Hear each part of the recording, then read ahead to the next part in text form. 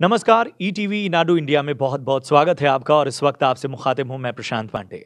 आज हमारे साथ बेहद ही ख़ास मेहमान मौजूद हैं, हमारे साथ मौजूद हैं शक्ति कपूर, एक जोड़ी जो लोगों के ज़हन में अटकी पड़ी थी, उसको फिर से कहते हैं रिवाइव किया गया है, फिर से उसे पर्दे पर लाया गया है। सबसे पहले बहुत-बहुत वेलकम शक्ति थैंक यू सर। थैंक रंगीला राजा मतलब राजा शब्द आता है, राजा बाबू का ज़िक्र आ जाता है, हमें याद आता है नंदू, वो सारे किरदार, वो सारी बातें और मेरा ख़्याल है कि जब आप दोबारा साथ में काम कर रहे होंगे तो वो सब चीज़ें याद आ मतलब मेरे ख्याल से शूटिंग रोकनी पड़ी होगी, आप वो सब बातें रिवाइव कर रहे हैं। अभी हम कुछ देर पहले उसका ट्रेलर भी देख रहे थे अभी प्रहलाद अभी सर हो के रहा था। साथ। हाँ, तो सबसे पहले तो जैसे आप बोल रहे थे कि कुछ चीज़ें हलक में अटकी हुई थी गोविंदा और शक्ति को लेके कि ये जोड़ी वापस कब आएगी। एक नवाला गले में अटका हुआ था, इस फिल्म के साथ वो नवाला गले से नीचे उतर जाएगा कि ये जोड़ी वापस बहुत बड़े तरीके से आ रही है। और एक जो प्रोड्यूसर है जो गोविंदा जी को इस इंडस्ट्री में लेके आए थे, वो वापस उनके साथ खड़े हैं और उससे बड़ी फिल्म बनाई है। ये बहुत बड़ी इल्ज़ाम से भी बड़ी है, ताकि आज का जो वक्त है ये एक म्यूज़िकल है और बड़ी फिल्मों का भी है, छोटी फिल्मों का भी है, लेकिन हमारे जो प्रोड्यूसर साहब हैं उन्होंने इस फिल्म में बनाने में कोई कमी नहीं रखी है। म्यूज़िक बहुत अच्छा है, नई लड़कियां इंट्रोड्यूस की हैं और शक्ति कपूर को भी इंट्रोड्यूस किया है। क्या पहला इंप्रेशन था गोविंदा को लेकर आपके मन में? देखिए, मेरा एक रेडियो प्रोग्राम चल रहा है, उसमें मैंने सब बताया था कि पहली मर्तबा मैं गोविंदा जी से कैसे मिला। हुआ ऐसे कि मैं एक फ़िल्म कर रहा था जिसका नाम था धर्म अधिकारी। वो मैं शूटिंग कर रहा था चेन्नई, मद्रास में और हैदराबाद में, और उसमें दिलीप कुमार साहब थे, जितेंद्र साहब थे और बड़ी लंबी चौड़ी स्टार कास्ट थी। तो अचानक वो पिक्चर जब ख़त्म हो गई, रिलीज़ हो गई, रात के 9 साढ़े 9 बजे मेरे घर की घंटी बजी और मैं बाजू वाले रूम में ही था, तो नौकरों से पहले मैंने दरवाज़ा खोला और जैसे दरवाज़ा खोला एक यंग सा लड़का, बड़ा हैंडसम सा, और उसके साथ एक दो और उसके दोस्त थे। और मैंने देखा, मैंने कहा हाँ बताइए क्या है सर। बोले नहीं नहीं, हम आपके फ़ैन हैं और लकीली नीचे से चौकीदार से हम छुपते छुपाते ऊपर आ गए हैं और मैं अभी बाजू में रहता हूँ आपके, मैं यहाँ पर आया हूँ और मैं भी एक बहुत बड़ी फिल्म करने जा रहा हूँ। तो मैंने देखा बड़ा हैंडसम लड़का है यार, मैंने उसको बोला fantastic, you very good looking and I wish you all the best. पानी वानी पिलाया, वो चले गए। कट टू, मैं बैंगलोर में था, मेरी धर्मपत्नी फिल्म देख रही थी रूम के अंदर, और मैं जैसे पैकअप करके अपने रूम में आया तो मेरी वाइफ ने बोला ये पिक्चर देखो, ये पिक्चर देखो, ये लड़के को देखो क्या डांस कर रहा है, ये क्या डांस कर रहा है।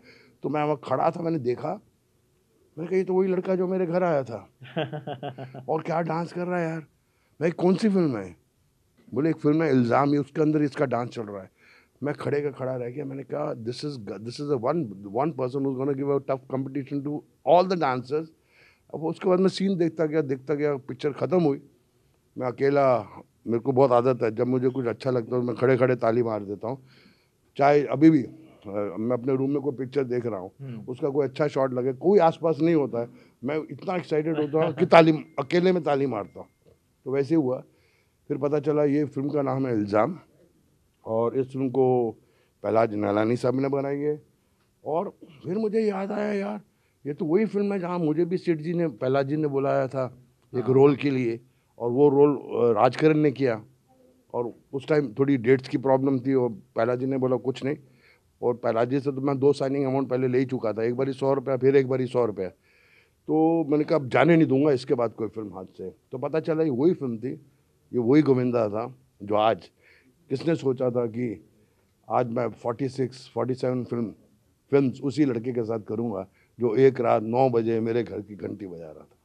रंगीला राजा का सब्जेक्ट है जिसके लिए हम लोग यहाँ पे इकट्ठे हुए। मैं सफ़र की बात करूँगा तो 1.5-2 घंटे भी लग सकते हैं, क्योंकि एक सफ़र है ज़िंदगी का। कभी आप सोचने जाओ तो ऐसे लगता कि एक ही ज़िंदगी में इंसान ने 5 जन्म लिए हैं। एक जन्म वो था 1976 में, 1977 में मेरी पहली फिल्म खेल खिलाड़ी का। एक जन्म वो था 1980 में कुर्बानी, 1985 में Tohfa, Mawali, justice Chaudhary, crime master Gogo, फिर ये फिल्में आ गई आग, आग का गोला, और वो जर्नी करते करते विनोद खन्ना, धर्मेंद्र, अमिताभ बच्चन, दिलीप कुमार, फिर ये गोविंदा, संजय दत्त, और फिर अभी ये न्यू जनरेशन। तो मतलब 5 जनरेशन को क्रॉस करके मैं इधर हूँ और आज मेरे बच्चे भी काम कर रहे हैं और फाइनली 5 जनरेशन के बाद उसी इंसान से काम कर रहा हूँ जिसने भी 5 जनरेशन्स पिक्चरें दी हैं इंडस्ट्री में। बट अच्छी बात क्या है कि एक फिल्म अभी लगी, हाँ, वो फिल्म बनी 10 करोड़ में। उस फिल्म की हीरोइन मेरी बेटी थी, हीरो राजकुमार था। किसी ने सोचा ही नहीं कि ये 10 करोड़ की फिल्म 170 करोड़ का बिजनेस कर जाएगी। हाँ, वो नोबडी थॉट।